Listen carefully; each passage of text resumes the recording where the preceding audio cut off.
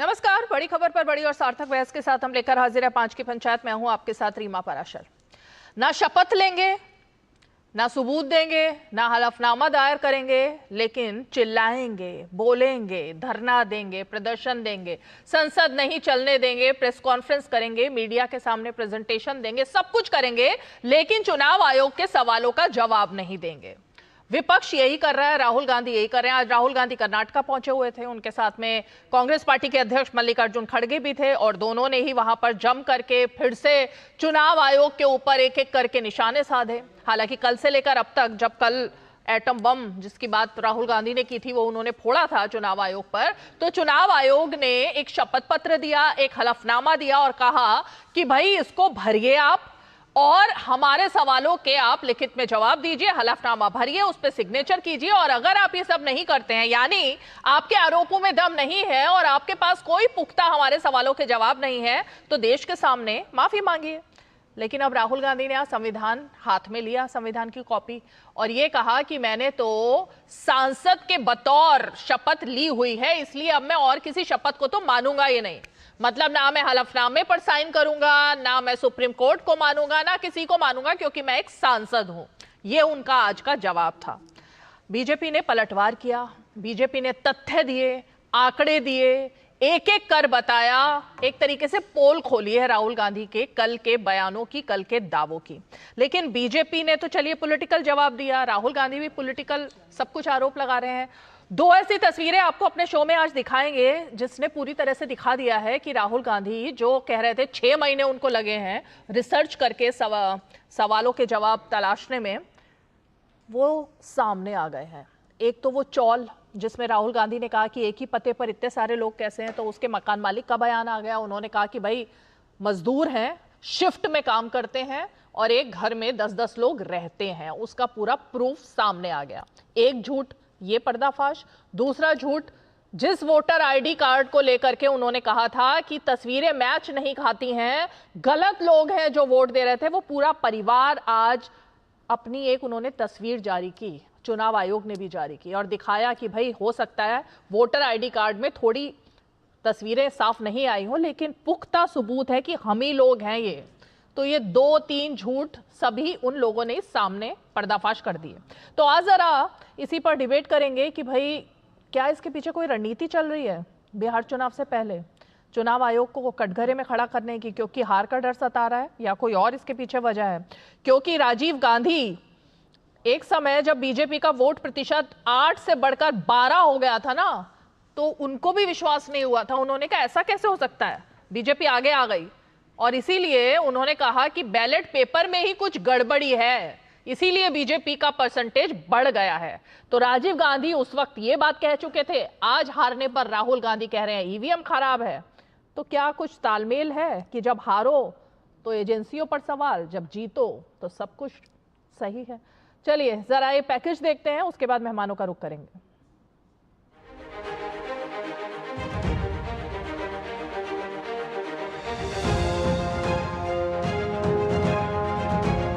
प्रतिपक्ष के नेता श्रीमान राहुल गांधी जी एक एटम बम छोड़ने की बात कर रहे थे, तो कांग्रेस के युवराज पर देश के प्रतिपक्ष के नेता की भाषा का जो अहंकार था वो हमारे काम करने वाले चुनाव आयोग के जो कर्मचारी हैं उनके लिए था। याद रखिए, नरेंद्र मोदी 25 सीट की मार्जिन से प्रधानमंत्री हैं। एक सीट हमने दिखा दी कि चोरी हुई है, 25 सीट वो 35,000 या कम वोटों से जीते हैं। अगर हमें इलेक्ट्रॉनिक डेटा मिल जाए, हम साबित कर देंगे कि हिंदुस्तान का प्रधानमंत्री चोरी करके प्रधानमंत्री बना है। संवैधानिक संस्थानों को कांग्रेस पार्टी एक विशेष प्रयास करके एक परिवार के लिए सिस्टेमेटिक ढंग से फेक नैरेटिव के आधार पे उसको छोटा करने का प्रयास कर रही है।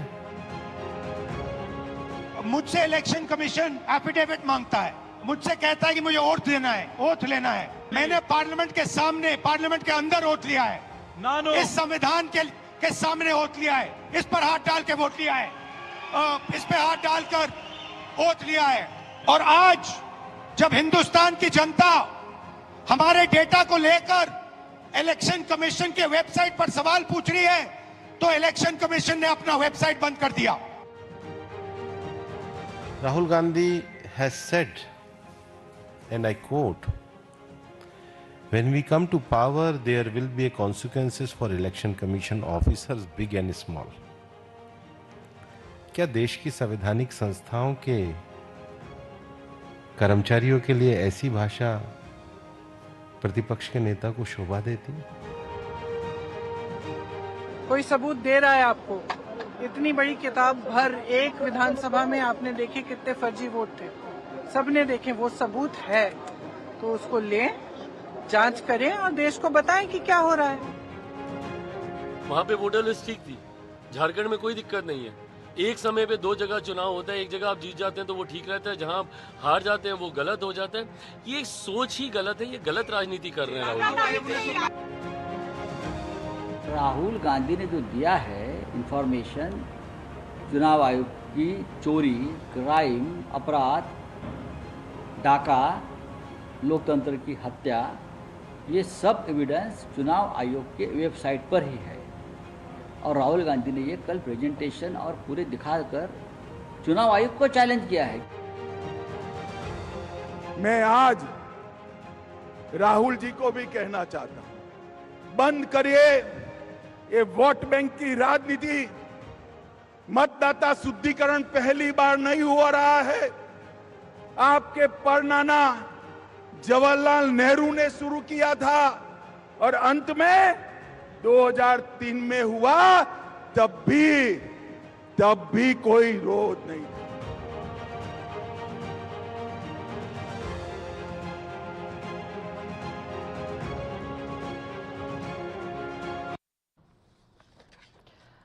इसीलिए कहते हैं कि पहले पढ़ लिख लेना चाहिए, पूरी रिसर्च कर लेनी चाहिए, सिर्फ सलाहकारों के भरोसे नहीं रहना चाहिए। क्योंकि ये बात इसलिए कही जा रही है, किसके जमाने में यानी किसके शासनकाल में पहली बार मतदाता सूची पुनरीक्षण ये प्रक्रिया शुरू हुई थी। राहुल गांधी को ये तो पता ही होना चाहिए किसके जमाने में हुई थी, किसने शुरू की थी।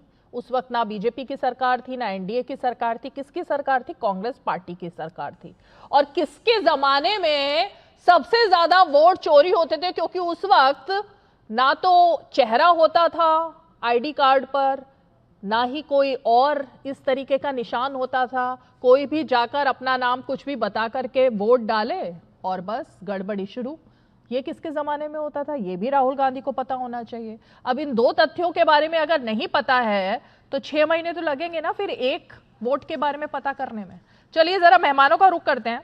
विजय शर्मा जी हमारे साथ मौजूद हैं, प्रवक्ता भारतीय जनता पार्टी के। दुष्यंत नागर जी हमारे साथ मौजूद हैं, राजनीतिक विश्लेषक और नेता, एक तरीके से समर्थक है कांग्रेस पार्टी के। डॉक्टर निहोरा प्रसाद यादव जी हमारे साथ जुड़ गए हैं, जेडीयू के प्रवक्ता हैं। उत्पल वल्लभ जी हमारे साथ जुड़ेंगे, आरजेडी के प्रवक्ता हैं। और साथ ही हमारे साथ समीर चौगांवकर जी आज काफी दिनों बाद जुड़ रहे हैं, राजनीतिक विश्लेषक और वरिष्ठ पत्रकार।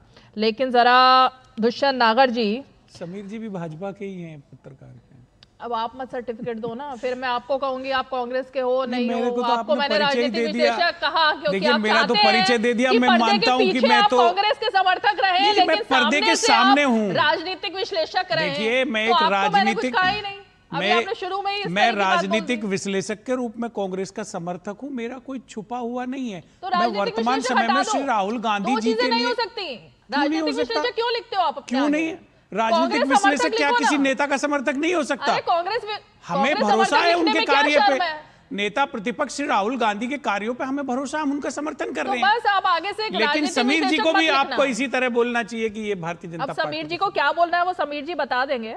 हमें तो जो पता है राजनीतिक विश्लेषक ही पता है, आपको उनके बारे में ज्यादा जानकारी पता है तो आप दोनों के बीच की बात होगी, मुझे नहीं पता ज्यादा जानकारी। लेकिन दुष्यंत जी, चुनाव आयोग कह रहा है कि भाई माफी मांगो या फिर डंके की चोट पर हलफनामे, शपथ पत्र पर हस्ताक्षर करो, भरो, हमारे सवालों के जवाब दो।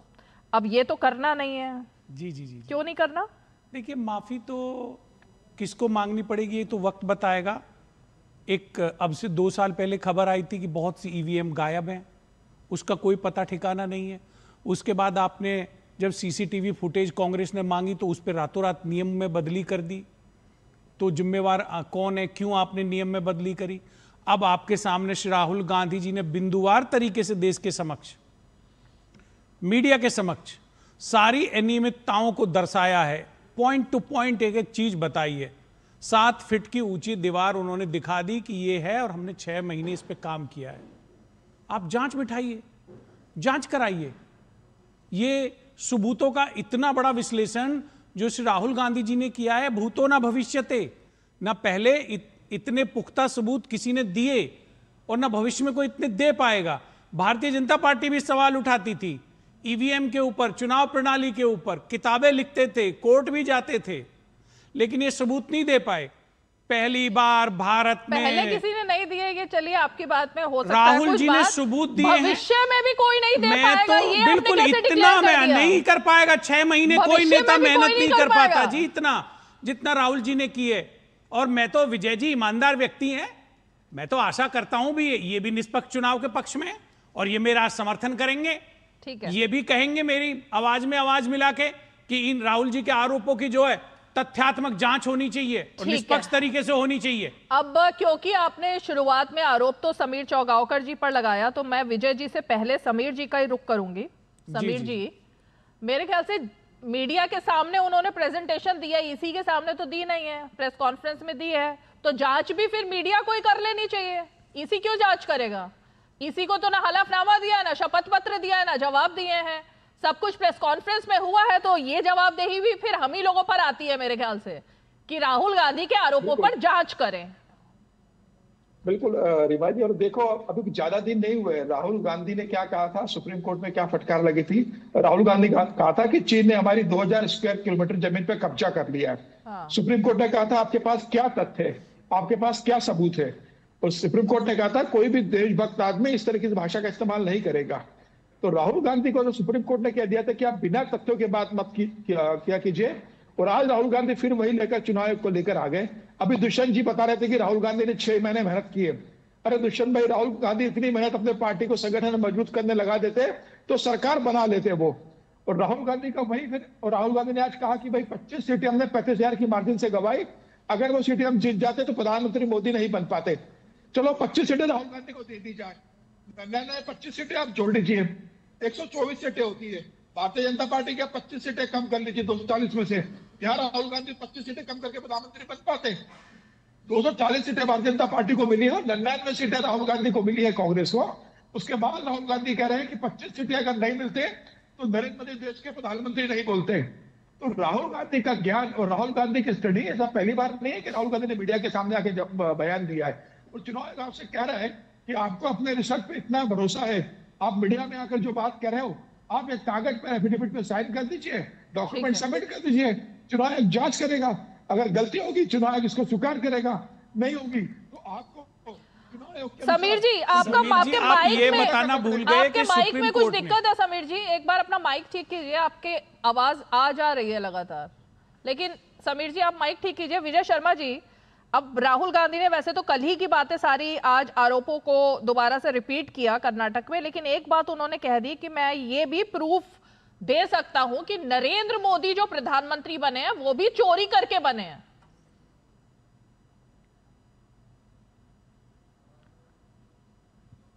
ये सबूत तो ऐसे होंगे जैसे इन्होंने कल दिए हैं, झूठे सबूत।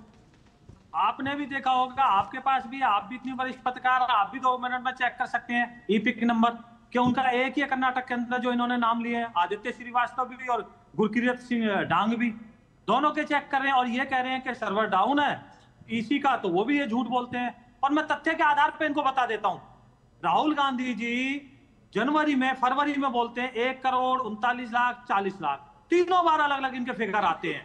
बाद में असलियत में आप देखेंगे तो महाराष्ट्र की 53 ऐसी सीटें हैं, मैं उन 53 सीटों के नाम भी बता देता हूं जहां कांग्रेस और कांग्रेस की समर्थित पार्टियां जीती हैं, एनसीपी, शिवसेना उद्धव हो, और वहां 41,000, 38,000, 35,000, 40,000 वोटें पड़ी हैं, और उनके नाम में तथ्य के आधार पर सीट नंबर, विधानसभा नंबर बता सकता हूं।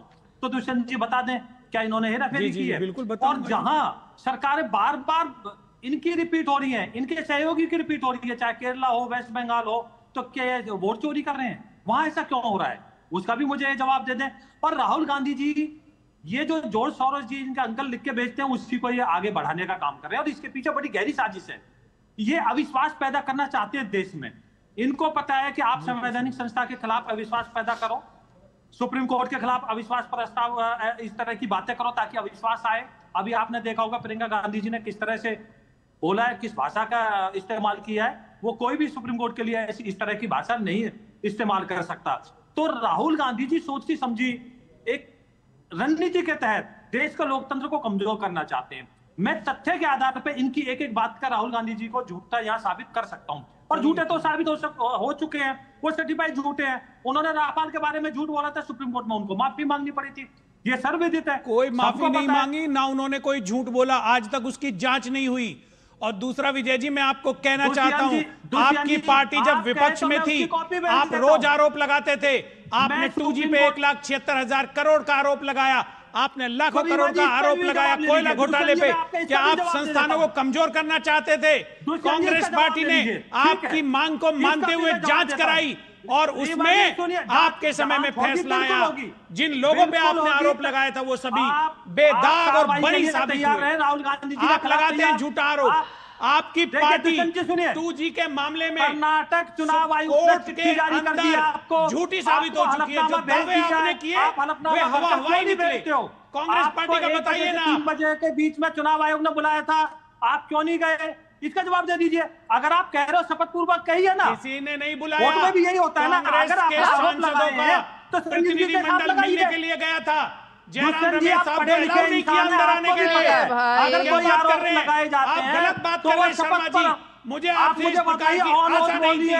आपको जवाब मिल जाएगा, और चुनाव आयोग दे रहा है, जवाब दे रहा है। चुनाव आयोग ने आंकड़े जारी भी कर दिए। चुनाव आयोग महाराष्ट्र भी बंद करके बैठ गया है, वेबसाइट को बंद कर दिया कि कहीं से कोई चोरी उजागर ना हो जाए। एक सेकंड रुकिए, चोर की दाढ़ी में तिनका है विजय भाई। दुष्यंत जी। जी मैडम जी। चैनल पर बैठ करके सफेद झूठ नहीं बोलते। सफेद झूठ बोल रहा हूँ मैं। ये क्या है? चुनाव आयोग की वेबसाइट। ये क्या है? ये स्क्रीनशॉट मैं दिखाऊं आपसे 2 घंटे पहले। स्क्रीनशॉट नहीं है, क्या बात कर रहे हैं आप? 2 घंटे पहले सोशल मीडिया पर चुनाव आयोग ने कल ही डाल दिया था। सोशल मीडिया पर पर हलफनामा है जिसकी बात की जा रही है विजय शर्मा जी द्वारा। हो रहे थे, ये वो मैंने हलफनामा देखा है। है। दिखाइए जरा हलफनामा। ये हलफनामा है, इस पर साइन करने थे, 2 पेज का था ये, इसको भरना था और इस पर साइन करने थे। ये झूठ है? देखिए सामने आपके कुछ सबूत भी बोल रखे, दो। आप मीडिया के सामने मतलब सारे सबूतों का विश्लेषण किया गया है। बोलूंगा। आपने कहा हम इसकी भी जांच शपथ करेंगे। लेता है क्या कोई? अरे आपको भी कह रहे हैं हम, तो आप भी देश के सम्मानित पत्रकार हैं, आप भी जांच में शामिल हो जाइए। सुप्रीम कोर्ट के एक रिटायर्ड जज को रख लीजिए। मैं संवैधानिक संस्थाओं से ऊपर खुद को मानती नहीं हूँ। पूरी एसआईटी का गठन करिए, पूरी एसआईटी बनाइए और एसआईटी बना के जांच कराइए। आप महान होंगे और देश के समझ सच्चाई आनी चाहिए, दूध का दूध और पानी का पानी आना चाहिए। भारत का लोकतंत्र एक जीवंत लोकतंत्र है। हमारे यहाँ लोकतंत्र की परंपराएं हजारों साल पुरानी है। उस पे अगर सवाल उठ रहा है तो ये देश के ऊपर सवाल उठ रहा है। इस तरह के सवाल जब उठते हैं तो लोगों को पीड़ा होती है, हमें भी पीड़ा हो रही है, लेकिन उसका कोई निवारण करने के लिए आपको क्या करना पड़ेगा? जांच करानी पड़ेगी। निष्पक्ष जांच कराइए, जांच कराइए, जांच कराइए विजय जी। प्लीज शांत रहिए, एक सेकंड प्लीज, सब लोग शांत रहिए। दुष्यंत नागर जी, ये तरीका नहीं है कि आप अगर स्टूडियो में हुए हैं तो आप हर किसी के बीच में बोलेंगे, आप कुछ सुनेंगे नहीं और आप लगातार नॉन स्टॉप बोलते रहेंगे। आप नॉन स्टॉप नहीं बोलेंगे दुष्यंत नागर जी। एक सभ्यता के साथ हर आदमी अपने बारी का इंतजार करेगा और कम से कम प्रश्न सुनने की एक गंभीरता रखनी चाहिए डिबेट में। लगातार नॉन स्टॉप नहीं बोल सकते ना आप अकेले। अभी मेरे 2 और मेहमान हैं, उनका भी मुझे रुक करना है। विजय शर्मा को जवाब दे रहे हैं, उनको सुन तो लीजिए। आप तो लगातार बोल रहे हैं। इतना ज्यादा मत बीच में उत्सुक होइए ना, एक एक करके जवाब दीजिए। 10 सेकंड विजय शर्मा जी, जल्दी 10 सेकंड, उसके बाद मैं निहोरा जी का रुख करूंगी। देखिए रीमा जी, इन्होंने महाराष्ट्र पर आरोप लगाए, 18 जनवरी 2025 को इन्होंने बोला 1 करोड़ मतदाता बढ़ गए, 3 फरवरी 2025 को बोला 70 लाख मतदाता बढ़ गए, 7 फरवरी को बोला इन्होंने 39 लाख मतदाता बढ़ गया। अब बताइए क्या है? और मैं ये आंकड़े दिखा देता हूँ, ये सुप्रीम कोर्ट, ये हाई कोर्ट का, बॉम्बे हाई कोर्ट का, जिसमें इनको लताड़ लगाई है, बुरी तरह से लताड़ लगाई है कि आप टाइम वेस्ट करते हो। दूसरा मैं इनको दे देता हूं, जो ये बार बार कहते हैं कि इस तरह की बात है कि वोट बढ़ गई, वोट बढ़ गई। अरे वोट तो आपके लोग जीते हैं, ये आंकड़े देखिए आप, ये 53 सीटें हैं विधानसभा की 2024 की, महाराष्ट्र की। मैं नाम बढ़ देता हूं, नाम वाइज, जिसमें 41,000 वोटें बढ़ी है, 40,000 बढ़ी है, 35,000 बढ़ी है, सारे आपके कैंडिडेट जीते हैं। तो क्या आप गड़बड़ करते हो? ठीक है, वोट चोरी करते हो, जैसे कि कर्नाटक के आपके होम मिनिस्टर ने बोला। 1 मिनट, अब आगे बढ़ते हैं, आगे बढ़ते हैं। उत्पल वल्लभ जी भी जुड़ गए हैं, 1 मिनट रुकिए। पहले मैं जरा अब डॉक्टर निहोरा प्रसाद, कौन चोरी कर रहा है? क्योंकि बिहार में भी तो अब चोरी हो ही रहा है ना, किसी के पास 2 वोटर आईडी कार्ड पाए जा रहे हैं, किसी के पास कुछ पाया जा रहा है, तो चोरी हो रही है क्या? अबे तो राहुल गांधी जी ने कल पीसी करके कहा, कमीशन ने भी जवाब कहा कि आप दीजिए, जिन जो आरोप लगा रहे हैं वो एफिडेविट करके दीजिए, उसकी हम जांच करेंगे। मैं थोड़ा अपना अनुभव, चूंकि चुनाव लड़ाने का, कम से कम कई चुनाव लड़ाने का अनुभव मुझको भी प्राप्त है, उस आधार पर मैं कुछ कहना चाहता हूँ। जब चुनाव या लोकसभा का हो या विधानसभा का हो, जब होने वाले होते हैं तो इलेक्शन कमीशन अनाउंस करता है, घोषणा करता है कि ये प्रकाशित हुआ है वोटर लिस्ट।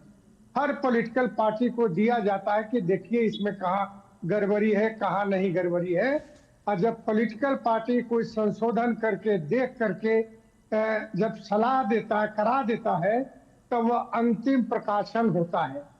जब अंतिम प्रकाशन हो जाने के बाद यदि कोई पॉलिटिकल पार्टी ये कहे कि इसमें गड़बड़ी है, तो मैं समझता हूं कि इनके नीयत में कहीं न कहीं गड़बड़ी है। ओके। मैं राहुल गांधी जी और कमीशन के बीच में जो चल रहे हैं उसमें नहीं कहना चाहता। हाँ। लेकिन इतना जरूर कहना चाहता हूं कि देखिए, जिसके जैसे मानसिकता, आवाज उसी तरह निकलता है। मैं 2 राजकुमारों को देख रहा हूं, एक दिल्ली में बैठा राजकुमार और एक पटना में बैठा राजकुमार। तो कम से कम राहुल जी ने मान लिया कि तेजस्वी यादव का 2 वोटर लिस्ट है, वो बिल्कुल अवैध है और गलत उन्होंने काम किया है। ये राहुल गांधी जी को बोल देना चाहिए सार्वजनिक रूप से। तो आप इसको क्यों नहीं बोल रहे हैं? इतने वोटर लिस्ट, मैं तो ये कह रहा हूं ना कि ये इनको न भले ही संविधान हाथ में लेकर घूम रहे हों, इनको न संविधान में विश्वास है, न संवैधानिक संस्थाओं में विश्वास है। अरे बताइए, इलेक्शन कमीशन, न्यायपालिका, जितने भी संविधान प्रदत्त संस्थाएं हैं जिसको संविधान ने अधिकार दिया, उसको हाशिए पर ले जाना चाहते हैं। वही संविधान ने हिंदुस्तान के गरीबों, दलितों, पिछड़ों को ताकत दिया है और उस संविधान को और उस आयोग को आप समाप्त करना चाहते हैं, हाशिए पर ले जाना चाहते हैं। कौन सी राजनीति राहुल जी कर रहे हैं? क्या बिहार के, क्या देश के जो पिछड़े गरीब, जिसको अम्बेडकर जी ने अधिकार दिया, उस अधिकार को छीनने की कोशिश हो रही है? हाँ ठीक है, अधिकार लोगों को, राहुल जी को वोट का मिला है, तो वोट अधिकार के साथ साथ कर्तव्य भी होता है। और वो कर्तव्य होता है कि जब आप वोट मतदाता हैं, उत्पल वल्लभ जी, देखिए, एक राजकुमार दिल्ली में बैठा है, एक राजकुमार, ठीक है, एक सेकंड, 8 महीने के बाद जो आप पब्लिक डोमेन में इन बातों को दे रहे हैं, तो कहीं न कहीं हिंदुस्तान के सिस्टम जो है, जो संवैधानिक व्यवस्था है, उसको समाप्त करने की कोशिश राहुल गांधी जी कर रहे। ये मेरा सबसे बड़ा आरोप राहुल गांधी जी पर है। ओके। उत्पल वल्लभ जी, ये क्या मामला है कि एसआईआर को लेकर के तमाम बवाल, तेजस्वी यादव के 2 वोटर आईडी कार्ड को लेकर चोरी का कोई इस पर जवाब नहीं। दूसरी बात ये कि भाई चुनाव आयोग ने कहा था एसआईआर को लेकर के आप लोग जाइए और अपनी जो भी दिक्कतें हैं, जो भी आपके हलफनामे हैं, उनको दायर कीजिए। अभी तक कितने हो चुके हैं दायर? कितनी कंप्लेंट चली गई हैं लिखित में आपकी तरफ से भी, या ये भी हवाई नारे लग रहे हैं क्या वहां पर भी पटना में? सीमा जी, आपको मालूम होना चाहिए कि केंद्रीय चुनाव आयोग के यहाँ भी लिखित कई एक कंप्लेंट पहले से, जो आपको एसआईआर का जो अभी जो ये 26 के बाद से आया है, उससे पहले से भी जा चुका है। पटना केंद्रीय जो पटना का जो प्रांतीय चुनाव आयोग का जो है बिहार का, उस दफ्तर में भी लिखित रूप से दिया गया है। तो जो जवाब भी तो दिए नहीं, और जो जिस पे अभी ज्यादा आप लोग हंगामा कर रहे हैं महाराष्ट्र पे, तो महाराष्ट्र में क्या हुआ? चुनाव आयोग को बहुत सारे कंप्लेन किए गए, उस कंप्लेन पे ये कोई भी कार्रवाई नहीं किए, कोई सुनवाई नहीं किए, तब जाकर के माननीय सुप्रीम कोर्ट को हस्तक्षेप करना पड़ा। सुप्रीम कोर्ट के हस्तक्षेप के बाद जब चुनाव संपन्न हो गए, और चुनाव संपन्न होने के इतने वर्ष बाद जाकर के अब ये दे रहे हैं, तो जो दिए हैं उसमें जो जितने, अरे वर्ष, 1 वर्ष से तो ज्यादा हो ही गए ना। इतने वर्ष बाद तो आपने ऐसे कहा, मुझे लगा 5-10 साल हो गए क्या? क्या कितना? नहीं, आपको तो लगेंगे ही, सरकारें बन गई ना। मुझे ऐसा लगा इतने वर्ष हो गए। नहीं, आपको सब कुछ ऐसा ही लगेगा, क्योंकि देखिए आपकी जो भाषा है ना, और भाजपा की भाषा और चुनाव आयोग की भाषा कुछ मेल खाती है, जो जनता के हित में नहीं है। अच्छा, चुनाव आयोग की भाषा और मेरी भाषा मेल खाती है, तो मुझे अच्छा लगा ये सुन के। गर्व है मुझे इस बात पर कि संवैधानिक संस्थाओं के साथ कम से कम आपने मुझे जोड़कर देखा। सवाल नेता प्रतिपक्ष राहुल गांधी जी पे उठा रहे हैं, तेजस्वी जी पे उठा रहे हैं, आप उठाते रहिए, लेकिन जनता के हित में जो सवाल है और इस देश के लोकतंत्र के हित में जो सवाल है, उस पर पर्दा न डालिए आप, ये जरूर मैं कहूंगा आपको। क्योंकि आप ये 2 सवाल पे बहुत सारे ऐसे जुनून सवाल है जिसको पीछे रख के पर्दा डाल करके आप लोग जो कर रहे हैं, ये बिल्कुल ठीक नहीं कर रहे हैं। ये हिसाब भी जनता आपसे भी खोजेगी, क्योंकि इस देश के मीडिया आप हैं, तो आपकी भी अपनी भूमिका देखनी होगी। तो क्या भूमिका में मुझे क्या करना चाहिए बताइए? नहीं, अभी आप सरकार, देखिए सबसे पहली बात कि चुनाव आयोग से जितने सवाल होते हैं, तो ये सरकार जवाब देती है, और सरकार तर्क के आधार पर नहीं, कुतर्क जवाब देती है। नहीं, सरकार से मुझे और समीर चौगांवकर की भूमिका क्या होनी चाहिए इस पूरे प्रोसीजर में, वो बताइए। अरे सुनिए ना रीमा जी, कहाँ भूमिका हम बता देते हैं ना आपकी भूमिका, शायद वहां ध्यान जाना चाहिए आपको। देखिए बिहार विधानसभा में एसआईआर पे जो अंतिम सत्र का जो, बोलिए। हाँ बोलिए। नहीं आप बोलिए पहले। हाँ, विधानसभा में एसआईआर को लेकर के एक गहन चर्चा हुआ। उस चर्चा में देखे कि हंगामेदार चर्चा हुआ। वहां पे विधानसभा अध्यक्ष को भी अनियंत्रण का स्थिति हुआ। मैं ये नहीं कर रहा हूँ कि सब मुझे पता है, मेरी भूमिका नहीं बता पा रहे ना। मेरी भूमिका बताइए, मेरी क्या भूमिका होनी चाहिए, ये सब तो हमें भी पता है। चिल्लाइए। अरे सर, मेरी भूमिका क्या होनी चाहिए? मैं अपनी भूमिका पूछ रही हूँ, आप बता ही नहीं पा रहे हो।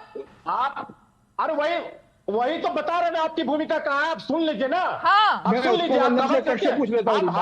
हाउस के प्रोड्यूसर को आप कवर करके दिखाते हैं कि नहीं दिखाते हैं? तो और क्या कर रही हूँ मैं? शो में डिबेट कर रही हूँ ना, आपसे पूछ रही हूँ सवाल, विजय शर्मा से पूछ रही हूँ सवाल, और क्या करूँ? अब विधानसभा में मेरी एंट्री नहीं है, संसद में मेरी एंट्री नहीं है, मैं सांसद और विधायक नहीं हूं, मैं नहीं जा सकती।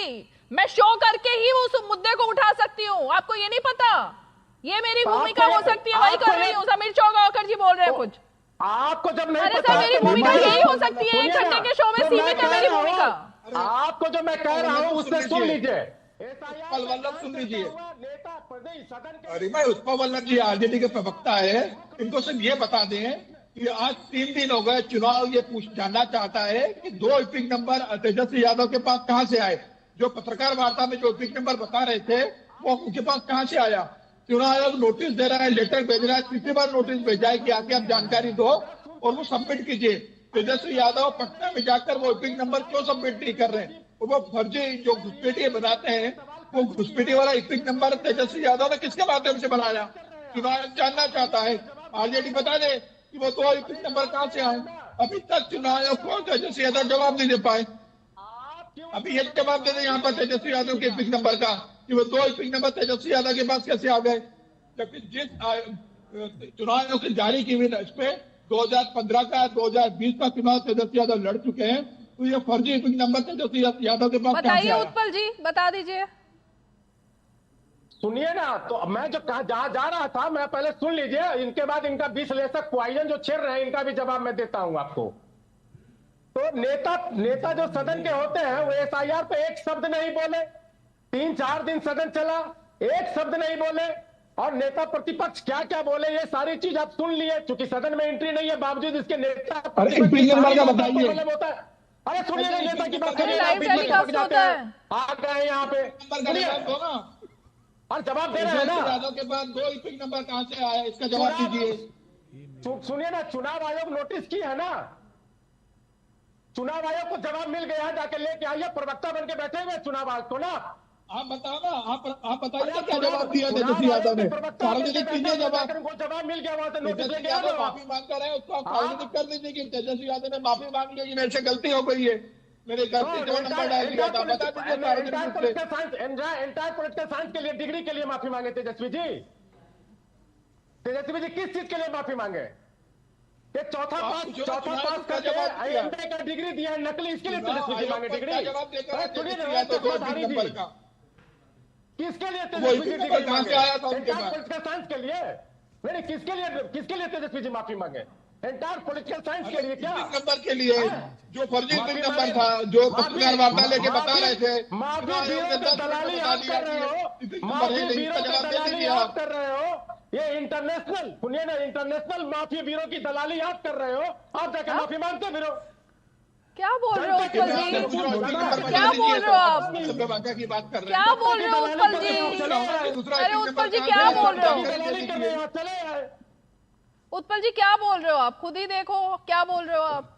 दलाली सुनना चाह रहे हैं और कैसे कैसे शब्द, वो इतने आराम से आपसे सवाल पूछ रहे हैं। समीर जी आप कहाँ से क्या दलाली और क्या क्या शब्दों का इस्तेमाल कर रहे हो, क्या हो गया? रीमा जी जो सवाल किए हैं तो जवाब शांति से सुन लीजिए, उसके बाद जो आपके तो शब्दों की मर्यादा तो रखनी पड़ेगी ना डिबेट में। शब्द थोड़े से शब्द ढंग के होने चाहिए। आपके जो सप्लीमेंट्री सवाल होंगे पहले जवाब पूरा होने के बाद होता है। आप इस तरह से बीच में, ये जो विश्लेषक लोग हैं ना, जो पूरी तरह से कहां से प्रेरित है, ये सबको समझ में आ रहा है। ये देखिए अब आप अलग ही लेवल पर, तो इसलिए सप्लीमेंट्री सवाल आप सवाल जवाब पूरा होने के बाद सप्लीमेंट्री टुपकने को मना कीजिए। हाँ अब सुन लीजिए, जवाब सुनिए। कितना सुनूं? आप ही की सुनती रहूं क्या पूरे शो में? तो आपको सुनते रहेंगे क्या? कुतर का आपको सुनते रहेंगे क्या? बस आप ही की सुननी है पूरे शो में, और किसी को सुनना ही नहीं है। वरना आप दलाल बोल देंगे, वरना आप राशन पानी लेकर चढ़ जाएंगे अगर आपकी नहीं सुनूंगी मैं तो। आप धमकाते ही रहते हो पूरे शो में मुझे। जब से आप शो में आते हो आप धमकियों से ही शुरू करते हो, पहले सवाल के जवाब में। कितना धमकाते हो आप उत्पल जी, कितना धमकाते हो आप? खुद देखिए, सबका फ्रेम देखिए और अपना फ्रेम देखिए जरा। आपकी बॉडी लैंग्वेज कितनी धमकाने वाली है मुझे। सब लोग शांति से बैठे हुए अपनी बात कर रहे हैं, आप धमकाए जा रहे हो। ये देखो अभी भी धमका रहे हो। चुनाव आयोग को सुप्रीम कोर्ट जब निर्देश देती है उसके बाद भी वो नहीं जो पालन कर रहे हैं सुप्रीम कोर्ट के कहने पे। किसके लिए सवाल है ये? महाराष्ट्र का ये दिए। अरे आपका सवाल किसके लिए है? किसके लिए? इस देश के लिए, इस देश की जनता के लिए है। जनता के लिए, बीजेपी के लिए है, जेडीयू के लिए है। मैं ये पूछ रही हूँ, देश की जनता के लिए तो है ही। जनता मालिक है देश की। रीमा जी इसका जवाब दे दूं मैं। बीजेपी का नहीं है। अगर बीजेपी के लोग मानते हैं कि चुनाव आयोग मेरे पॉकेट और कब्जा किया तो ये बीजेपी के लोग समझे। चुनाव आयोग बीजेपी का नहीं है। तो अभी आपकी बात का जवाब किसको देने के लिए बोलूं, वही तो पूछ रही हूँ। चुनाव आयोग क्यों नहीं जवाब देती है? चुनाव आयोग से यहाँ कोई नहीं है इस डिबेट में। विजय जी देंगे। नहीं डिबेट है तो चुनाव आयोग ये डिफेंस में खड़े हैं। चुनाव आयोग के प्रवक्ता है क्या? एसआईआर 1 महीना से चल रहा है, तो जो जवाब दे जिसकी नहीं है, अगर वो नहीं बैठते हैं तो किसको पूछा? रीमा जी जल्दी से 10 सेकंड विजय शर्मा जी, मुझे ब्रेक लेना है, मुझे ब्रेक लेना है। 10 सेकंड में जवाब दीजिए। ओके ओके ठीक है। उत्पल जी सुन लीजिए। रीमा जी मैं इनको 5 सेकंड में एक्सपोज कर दूंगा। महाराष्ट्र का ये बोलते हैं ना, महाराष्ट्र का ये पढ़ लीजिए। आपको एसएसआर की ड्राफ्टिंग जो है वोटिंग की 2024 में उपलब्ध कराई गई, सितंबर में भी अगस्त में भी फाइनल भी कराई गई। एक भी आपकी वहां किसी तरह की कोई भी ऑब्जेक्शन नहीं है कांग्रेस की तरफ से। महाराज जी देख लीजिए जरा, ये महाराष्ट्र जो है अपना वहां स्टेट्स की तरफ से महाराष्ट्र आयोग में ने आपने आपको चुनाव जवाब दे पूर्व दिया में है। इतने जो आपने वोटर जोड़ दिए। का बोला था, देख लीजिए आप जरा, ये महाराष्ट्र पढ़ लीजिए। अरे पढ़ना सीखिए जरा। चुनाव आयोग आप कह रहे थे कोई जवाब नहीं देता, जो ये जवाब है पढ़ के बता देता हूं मैं आपको।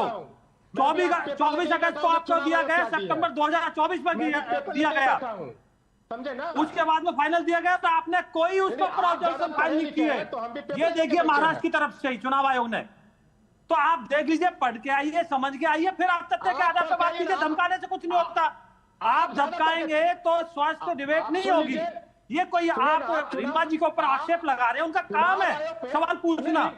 अरे आपको जवाब देना तो दीजिए। आप तय करेंगे कि बीजेपी क्या बोलेगी, समीर जी क्या बोलेंगे, जेडीयू क्या बोलेगी, आप जवाब दे दीजिए। अगर कोई गलत तथ्य रखता है तो उत्पल जी, मुझे लगता है कि आप तथ्य के आधार पर बात करें तो अच्छा लगेगा। अरे आप जिम्मेवार चैनल के ऊपर बैठे हुए, आप बताइए मुझे, पूछे सवाल। मैं बैठा हूँ, देश का नागरिक हूँ, मैं जिम्मेवार पार्टी का मैं प्रवक्ता हूँ। चलिए ब्रेक लेते हैं, एक ब्रेक ले लेते हैं। उत्पल जी रुकिए, तब तक पानी पीजिए। एक ब्रेक लेते हैं एक।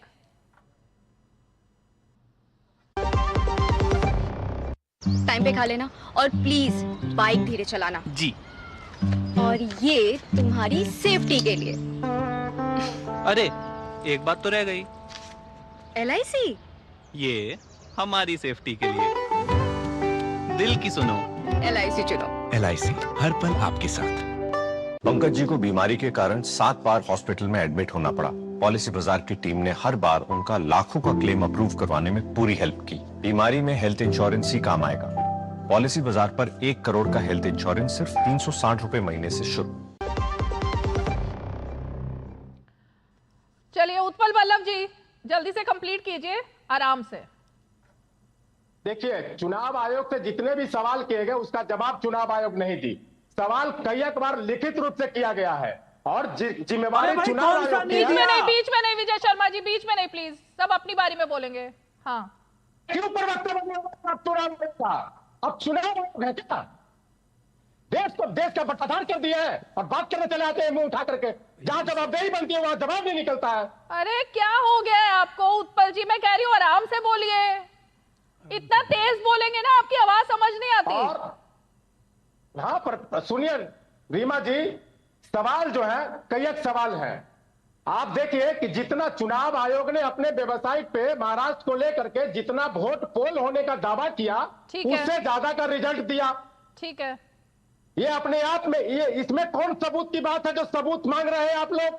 ये तो दोनों चीज चुनाव आयोग के वेबसाइट पे है। हम लोग नहीं मांग रहे सबूत, चुनाव आयोग मांग रहा है। हलफनामे पर दस्तखत चाहिए उसको। एक प्रोसीजर होता है ना, नहीं वही बोल रहे हैं, प्रोसीजर होता है ना सर। चुनाव आयोग ने अपने सुप्रीम कोर्ट में अगर आप जब तक याचिका या PIL दाखिल नहीं करेंगे, सुप्रीम कोर्ट सुनवाई नहीं करेगा किसी चीज की। इसी तरह अगर इलेक्शन कमीशन के आगे गड़बड़ियों के आरोप लगाएंगे तो कोई प्रोसीजर ही होगा ना। साधारण भाषा में रीमा जी, बहुत साधारण भाषा में सरल ढंग से 2 लाइन बोलता हूं, मात्र 2 लाइन सुनने की क्षमता नहीं आप लोगों की।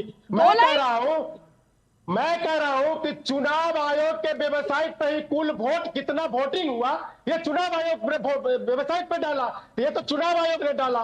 दूसरी बात, चुनाव आयोग ने रिजल्ट दिखाया, तो वोटिंग से ज्यादा रिजल्ट कैसे आ गया? इस पे कौन सा सबूत चाहिए? इस पे कौन सा सबूत चाहिए बताइए। अगर इसका भी सबूत मांगते हैं तो पागल है आप लोग, भेजलेस है। ठीक है, समझ में नहीं आता है आप लोग। डॉक्टर निहोरा प्रसाद जी, 1 मिनट भाई रुकिए। निहोरा प्रसाद जी, आपने इतने सारे चुनाव करवाए, आप अभी बता रहे थे। अब जवाब तो सुनिए ना। अब आपकी 2 लाइनें क्या 50 लाइनें हो गई? अब 1 मिनट रुकिए जरा, जवाब भी तो सुनेंगे ना आप, या आप बहस मेरे से ही करते रहेंगे? डॉक्टर निहोरा जी जवाब दीजिए उत्पल जी के सवालों के। 1 मिनट रुकिए विजय जी। निहोरा जी जवाब दीजिए। रीमा जी, मैं पोलिंग एजेंट भी कई चुनाव में रहा हूँ। हाँ। और जब वोट खत्म हो जाते हैं तो पोलिंग एजेंट को लिख कर दिए जाते हैं कि इतना वोट पोल हुआ। हाँ। और प्रिजाइडिंग अफसर जो बैलेट या EVM जमा करता है तो 2 घंटे में मात्र नहीं जमा होता है, 1 आध दिन लग जाता है जमा करने में और रिपोर्ट बूथों को देने में। वो जो बूथों का रिपोर्ट देने के बाद इलेक्शन कमीशन को भी जोड़ने में कितना प्रतिशत वोट पोल हुआ, 1-2 दिन समय लग जाता है। तो अगर इसको आप गलत मानिएगा तो इसका मतलब चुनावी प्रक्रिया को आप नहीं जानते हैं कि कितना है।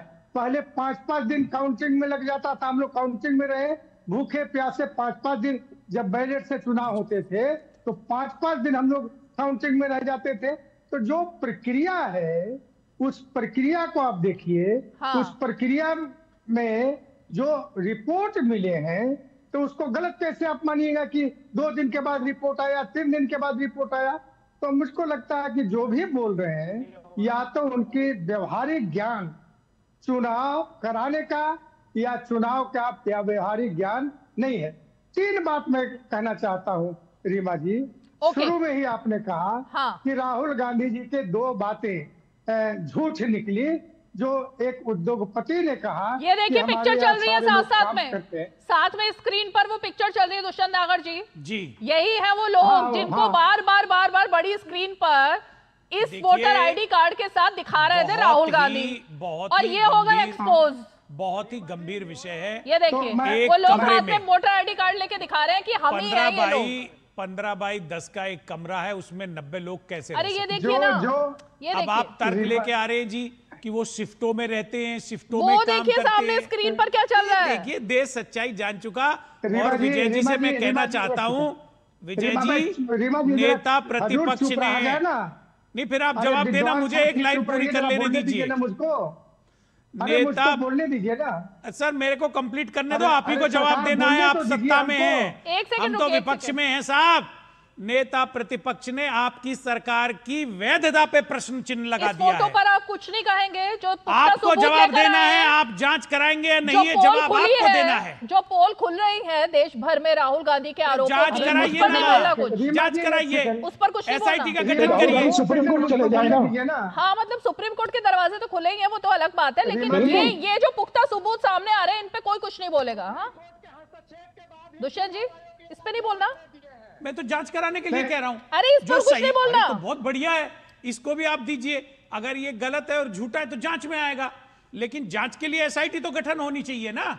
अच्छा, बिना जांच के लिए SIT गठन करे, यहीं पे साइन नहीं करेगा, यहीं पे ये एक आपराधिक मामला है ना।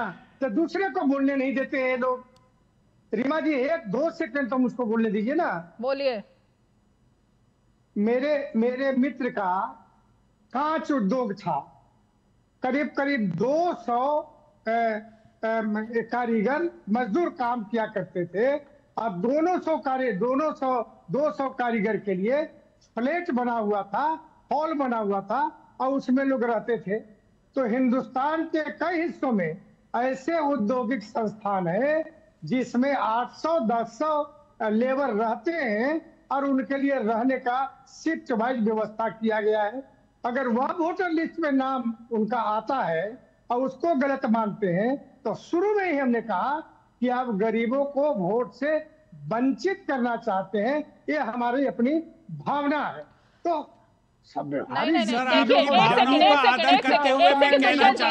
दुष्यंत जी और वल्लभ जी, यहाँ पर सिर्फ गरीबों को वोट से वंचित करने की ही बात नहीं है, बल्कि गरीबों को समझने की, उनके हालात को समझने की भी बात है। अब अगर कोई यही नहीं समझ पा रहा कि देश में बहुत बड़ा वर्ग ऐसा भी है जो एक कमरे के घर में बहुत सारे लोग रहते हैं, जो कहीं पर काम या रोजगार की तलाश में जाते हैं, शिफ्टों में काम करते हैं, एक कमरे में 10-10, 20-20 लोग रहते हैं। मकान मालिक खुद स्वीकार कर रहे हैं, हाँ मेरे घर में 20 लोग रहते हैं शिफ्टों में, लेकिन ये बात राहुल गांधी एक्सेप्ट ही नहीं कर सकते क्योंकि उन्होंने कभी वो चीज देखी ही नहीं है। वो गरीबी कैसी होती है उनको नहीं पता कि गरीब कैसे रहते हैं। एक नया रूप देने का प्रयास कर रहे हैं। नया रूप की बात नहीं है, ये नहीं चलेगा। में मुंबई में एक कमरे में 90 लोग नहीं रह सकते जी, नहीं रह सकते। कमरे में 10 लोग रहते हैं, मकान मालिक खुद बता रहा है, लेकिन राहुल गांधी को नहीं पता देश की गरीबी के बारे में। देश की गरीबी के बारे में पता होना जरूरी है, गरीबों के बारे में भी पता होना जरूरी है सर। बनाइए क्यों? देखिए वो चले गए गुस्सा होकर के, उत्पल वल्लभ जी। गरीबों की बात की तो ऐसा, ये तो गलत बात थी। लेकिन चलिए दुष्यंत जी, गरीबों के बारे में आपको तो पता होगा ना, आप तो किसान परिवार से आते हैं, आपको किसानियत के बारे में पता है। जी बिल्कुल। एक कमरे में 10 लोग नहीं रहते हैं मुंबई में, तमाम जगहों पर 10 रह सकते हैं, 90 नहीं रह सकते। रीमा जी 100 लोग जो सच्चाई है वो बता रहे हैं, देखिए आप मैं दिखा दूंगा। नहीं 100 नहीं रह सकते सर, मैं आपका आदर करता हूं, आपकी भावनाओं। अच्छा मैं लेकिन एक कमरे में 100 लोग नहीं रह सकते। अब आप जबरदस्ती मुझ पर दबाव डाल के हाँ भरवाना चाहे तो मैं भरूंगा नहीं। अरे भाई साहब, हॉल बना हुआ है, जिस उद्योग में काम करता है उसके मजदूर उस हॉल में रहते हैं, 100 लोग रहते हैं, मैं देखा हूं, 100 लोग दिखा भी दूंगा। सर वो कंपनी में नियमित रूप से बनाए जाते हैं जहां पे अधिक संख्या में मजदूर रह सकें। वो एक कमरा है जिसकी बात चल रही है, आवासीय क्षेत्र में है, वो कारखाने में की बात कर रहे हैं आप। दोनों चीजों में भेद है, मिक्स मत करिए कृपया, जांच होने दीजिए। जब तक जांच नहीं होगी सच्चाई बाहर नहीं आएगी। माफ करिएगा। एक चीज मैं आप ही के रीमा जी के माध्यम से पूछना चाहता हूं। रीमा जी 5 सेकंड राहुल जी ने यह कहा कि चूंकि मैं लोकसभा में शपथ लिया हूं इसीलिए शपथ नहीं दूंगा। अब ये नियम है क्या? लोकसभा में आपने शपथ लिया है, लोकसभा के लिए अगर आप न्यायालय जाइएगा तो वहां तो आपको शपथ देना ही पड़ेगा। ऐसा थोड़े है कि आप लोकसभा में शपथ ले लिया है तो शपथ नहीं लीजिएगा। आप दुष्यंत विद्वान आदमी लगते हैं, मुझको जरा समझा दीजिए। सर न्यायालय में और लोकसभा, न्यायालय और ईसी में, इलेक्शन कमीशन में अंतर है। दोनों के अधिकार क्षेत्र में व्यापक रूप से अंतर है। आप बुद्धिमान व्यक्ति स्वयं समझते हैं। और दूसरा, अगर आपको आधिकारिक रूप से कोई शिकायत चाहिए तो महादेवपुरम जिस विधानसभा की ये बात हो रही है वहां के अधिकृत प्रत्याशी देंगे। उसकी भी पोल खुल गई है विजय शर्मा जी, प्रत्याशी देंगे उसकी। विजय शर्मा जी। रीमा जी आप मुझे बताइए, राहुल गांधी जी ने ये आरोप लगाए, क्या कभी आज तक कोई औपचारिक किसी तरह से शिकायत दर्ज कराई है क्या? चुनाव आयोग यही तो कह रहा है सर, इसे औपचारिक मान लीजिए, देश के सामने लगाइए। दुष्यंत जी देश कानून से चलता है, लगाइए, दुष्यंत जी आप पढ़े लिखे इंसान है, देश कानून से चलता है, ऐसे नहीं चलता। आप मुझे बताइए, महाराष्ट्र में भी चुनाव आयोग ने आपको चिट्ठी लिख दी, कर्नाटक चुनाव आयोग ने भी आपको चिट्ठी लिख दी, आपने शिकायत दर्ज कराइए, आप शिकायत दर्ज क्यों नहीं कराते हो?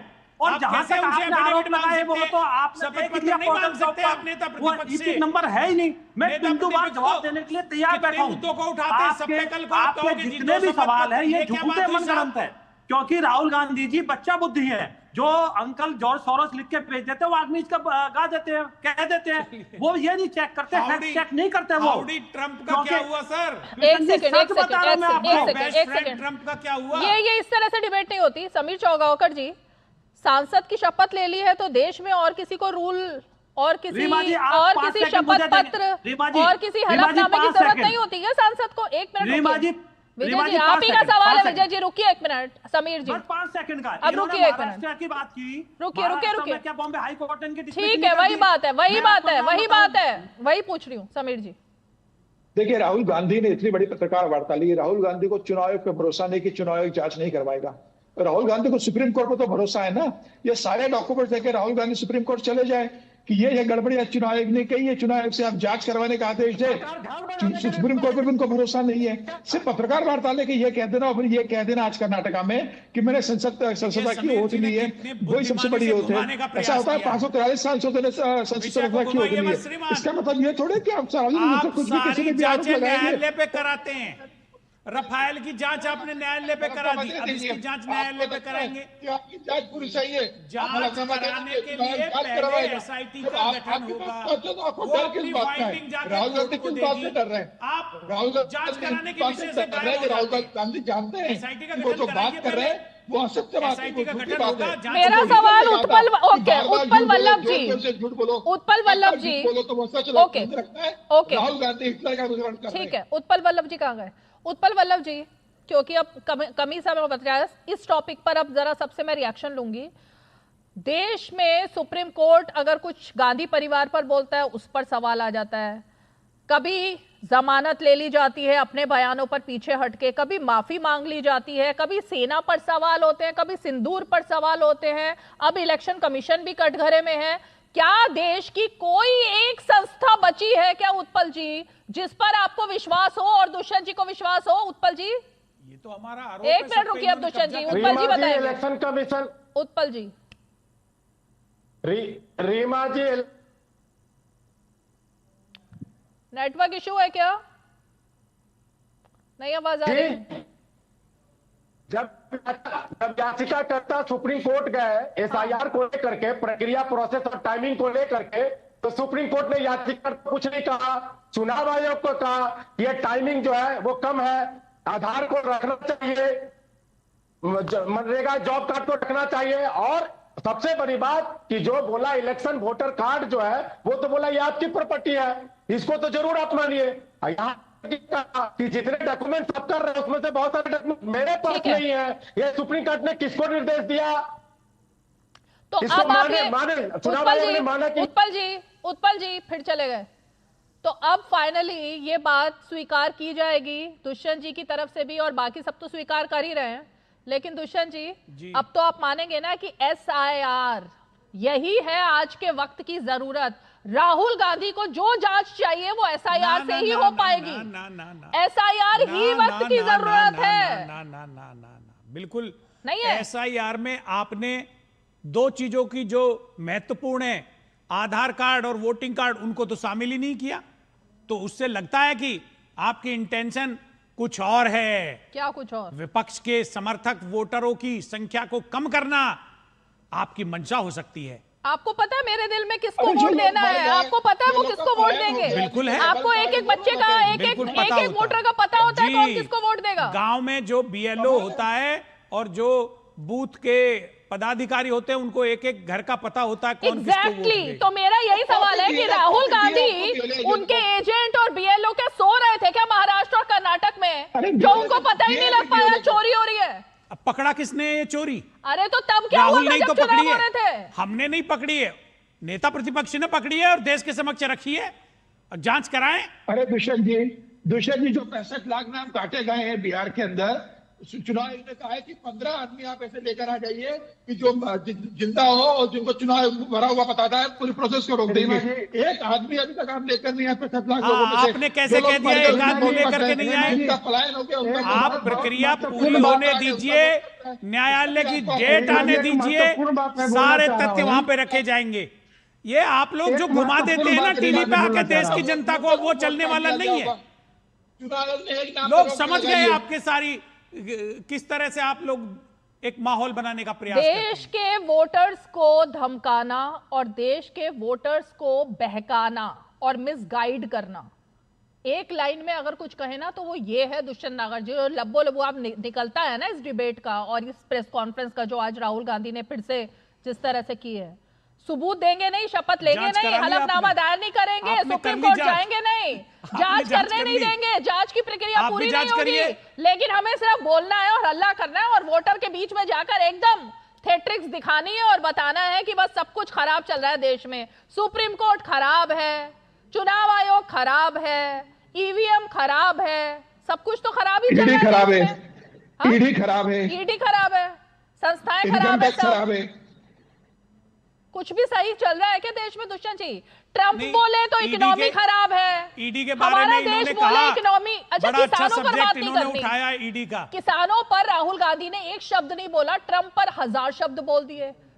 किसानों पर किसने बोला? प्रधानमंत्री ने बोला। ट्रंप के बारे में विजय शर्मा जी जवाब देंगे। भैया मित्रता के तो बड़े बड़ी कस्में खाई जा रही थी। आज उस ट्रंप ने देखिए किस प्रकार से हमारे व्यापारियों के ऊपर हमला करने का प्रयास किया है। अरे हम तो ट्रंप की आलोचना कर रहे हैं, हम ट्रंप की बोली क्यों बोलते? हम तो भारत के व्यापारियों के साथ है, भारत के 140 करोड़ लोगों के साथ हैं। शर्मा जी का पता नहीं, शर्मा जी क्यों बोल रहे हैं?